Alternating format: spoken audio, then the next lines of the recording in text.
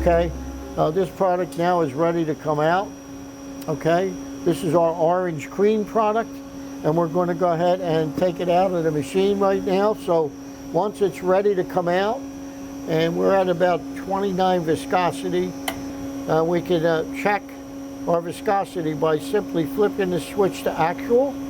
If we want to set it, next time we make it, we can set it for 23, and when it hits 23, we'll know it's done.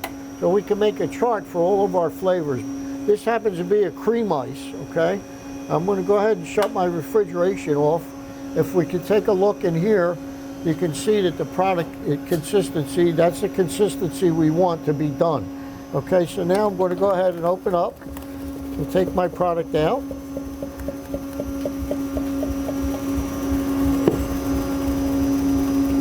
Spatula. It's nice and smooth, and what we're looking for is we want it to look like thick mashed potatoes, okay? And this is an orange cream flavor. Now with our water ice, we're going to get, this is a 2.5 gallon or bucket, so we're going to get a little more than one bucket out.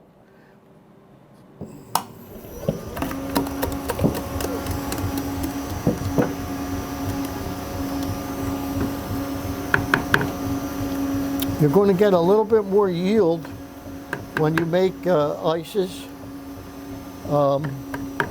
because of the expansion up into the fill neck of the machine. You're going to get a little more product than the 12 quarts, which is okay, because as long as that doesn't mess up the flavor of your product, that's more profit that we make when we sell the product.